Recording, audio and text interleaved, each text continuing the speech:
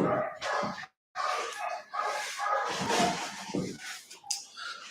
welcome everybody. My name is Michael.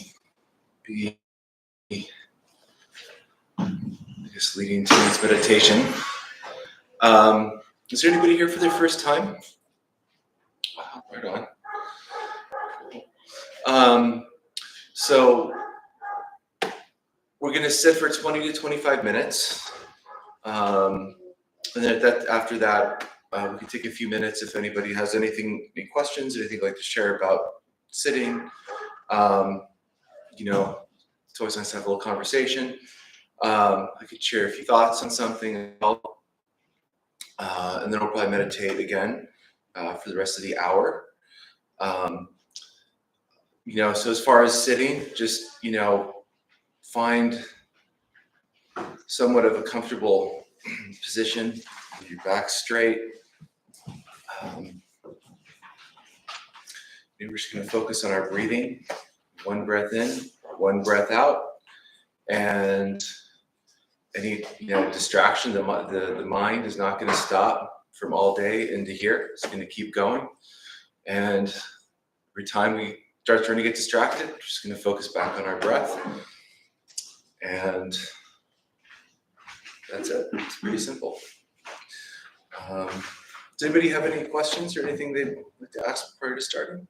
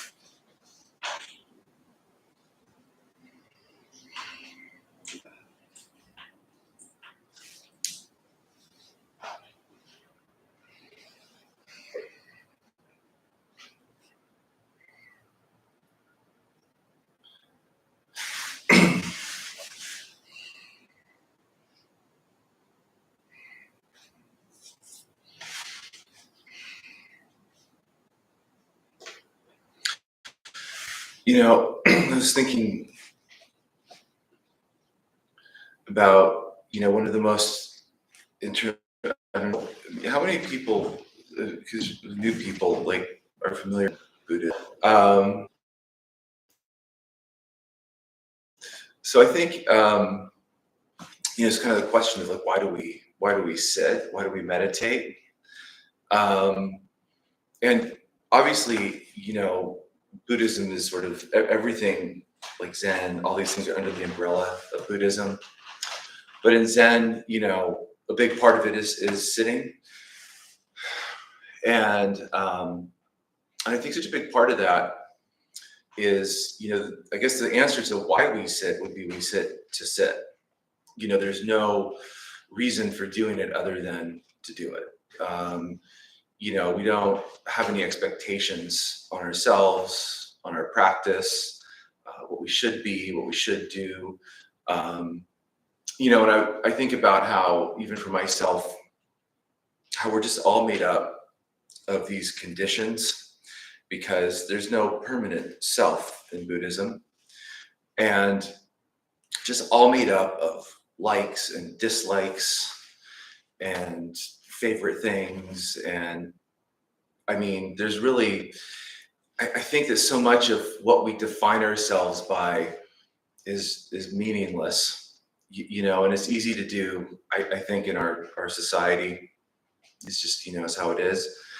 And I think there's this beautiful teaching in Zen Buddhism about emptying our minds, letting go of what we think we are. I mean, it could be many things for a job, how much money we make. It could be a lot of different things. But in meditating, it's putting us in the present moment, And I often find that I'm so good at distracting myself throughout the day that I don't really want to think about, what's going on beyond, like if I'm at work, I'm distracted by work. If I'm at home, I'm watching TV, or, I don't want to be in that present moment. It's almost uncomfortable. And I think that in sitting, it forces us to be in the present moment. And I find that my thoughts are so much louder when I'm in the present moment sitting than they are if I'm out at work or at home or distracting myself. And it's very powerful, to be in the present moment. And I think meditating is like ground zero for that. And so doing that on a daily basis and incorporating that allows us to be more aware in our daily lives. And that awareness, creating a space to be aware, I think allows for a lot of the Buddhist teachings to come through, compassion, kindness, good intentions. And, because in Zen teachings, it's not just about sitting. That's a part of it. And when you read in Zen teachings, that's a very important part of it. But it's really about sort of having that our daily lives and living in the moment, sort of emptying ourselves out, so we're not so dominated by likes and dislikes and aversion, things we like, or aversion, averting things we don't like, and then clinging to things we do like. If we can let go of some of that a little bit, we're allowing that process of meditation to sort of infect our lives on a daily basis. And I think it's difficult, and there's a term of weeds, and weeds can mean a lot of things. It can mean distractions while meditating, it can mean difficulty throughout the day. And, I find myself, even for me, like at work, these challenges and these things come up and I just don't want to deal with it. I just don't want it to be there. I just want it to be easy. But the only way we get better is by embracing the difficulty, the challenges, and I think that this process makes that easier, where it's just something that's happening. It's not good or bad. you know, where there's always something sort of positive that can come out of that. And, you know, enlightenment wouldn't exist if suffering didn't exist. You wouldn't need enlightenment if suffering didn't exist, because you wouldn't need to find a cure for suffering. So the two go hand in hand, you know. But I just thought I should share some thoughts on that, some meditation on Zen. I do think that, you know, I'm a big proponent of Zen mind, beginner's mind. You know, I mean, I think it's a lot about posture. Zen's a lot about postures, how you sit. And I think, again, it's like when you think about how you sit, it's bringing you into the present moment. You know, it's bringing you out of your day. And so every time you sit, you know, you just think about, you know, that this is the expression of yourself. This is how you sit, but you're focused on that. Is my back straight? Is there tension in my shoulders? Am I really focused on the breath coming into here and then going out? And I think there's a lot of value in that. And so sort of a package deal. I just kind of wanted to share maybe some basic thoughts on that. I don't know if anybody would like to add on to that or have any questions. If not, that's okay. Just sit in silence for a minute and meditate. I actually do kind of wonder, so I definitely do get those distractions and try to come back to my breath. But I noticed this time around and last time, somehow, even though I get a distraction, somehow it feels like I have clarity in other parts that I've been kind of rolling over. Maybe one thing that might be a priority that I can recognize before. So I'm wondering if other people get that. Like, I almost feel like I want to have a notebook. So, yeah. Yeah, that's a good question. I mean, there have been times where I've done some journaling after I sat, and it wasn't that I was focusing on my thoughts while I was meditating. But I do think that if, you know, when you do some journaling, and I think it is kind of helpful, you know, kind of, you know, there's times like I could sit and, you know, something could have been going on in my day or with myself, and maybe it's because I want something, like I can't get it. You know, it could be desire, it could be somebody just really, I just don't like someone, or something happened, you know, with someone, and that seems to be very pervasive in those thoughts. And the beauty of it too is that, like, you know, I think in meditation, it's like you're having all these thoughts come at you. It's like, you know, kind of a rock in the water. The water goes over, but the rock doesn't move. But you're not reacting to it. And I think that's the foundation. You know, the more we sit and meditate, we realize that we don't have to react to everything that's going on in our minds, and then we carry that over. But I do think you're right. I do think that doing some journaling, I mean, I think it's very insightful to do that. Can I share something that's not necessarily Zen related? Oh, of course. I did a silent retreat once with this guy, Jason Spears, I think, and he does something called recollective awareness. And the silent retreats focused on actually thinking. Mm. So when we meditate, he asks you to think, and it's funny because you're given that opportunity to think for the 10 hours meditate a day. You can't, after a while, think anymore. Oh, we interesting. Journal after each set, and Yeah. we would sit down with him, and he would take a look at like what your common themes are. Mm-hmm. It's interesting. Yeah. I definitely see value in that. Yeah, absolutely. Yeah. I mean, that's the beauty of all of this, is there's so many different ways to do it. There's actually, on Thursday nights, there's somebody teaching a class on Tibetan Buddhism, and that has some different methods of sort of meditating in the moment, you know. I had one class, or somebody taught a class, and it was just about being in the present moment by just noticing everything, you know. Like, so, you know, there's all sorts of things that can be done, I mean, beyond just this, that you can practice throughout your day. So it's very rich in that regard.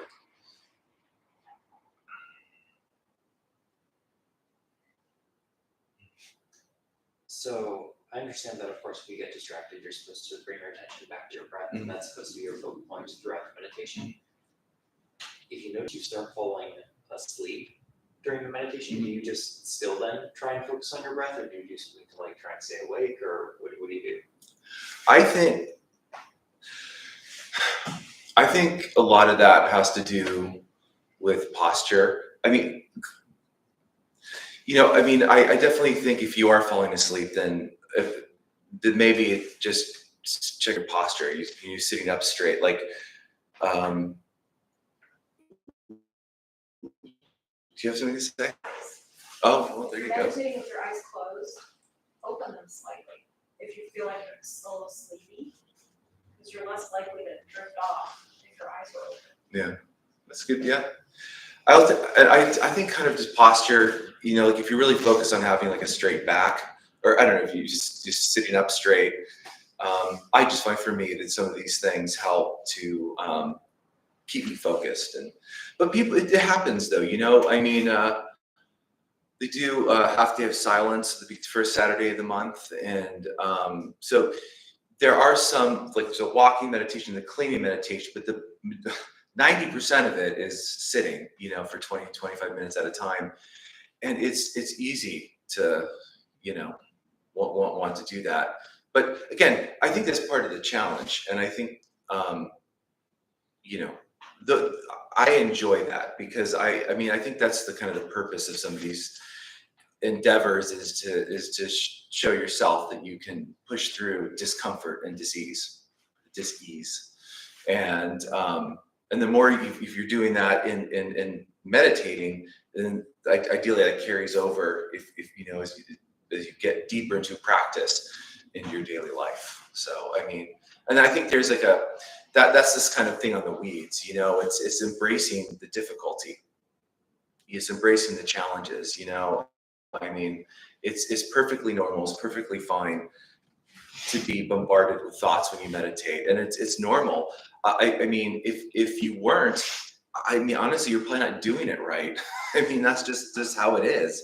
So, and that's also the beauty of it, just to kind of see, to really appreciate not having to react.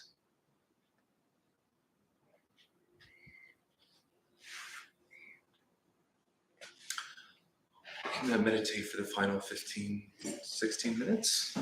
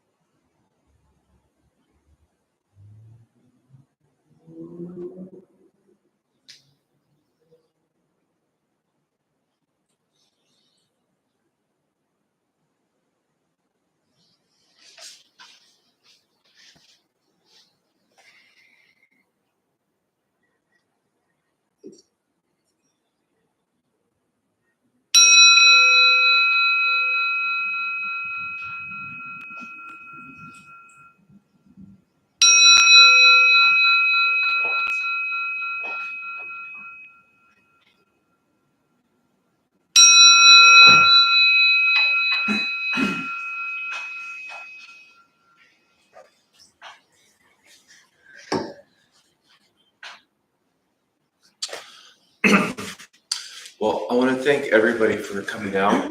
Definitely made my day better. Appreciate all of you. Meredith has something to read real quick.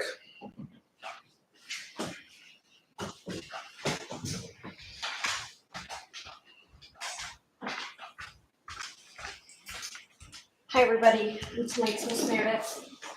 We opened the Dharmabumtemple 18 years ago to introduce Buddhist practice to those who show up. Those who lead are not nuns, monks, gurus, masters, or teachers, and are not looking for students. They are simply practitioners sharing their interpretation of the practice. Every night we have different classes led by different people from various Buddhist traditions. We have a recovery sangha that meets several times a week for anyone with addiction, and our food redistribution program is every Thursday at 4:30. We have classes and programs every day, and everything we offer here is always free. The full schedule is on our website and also posted in the entryway of the shoe rack. We have a lending library. If you see a book you like, feel free to borrow it and bring it back whenever you're done with it.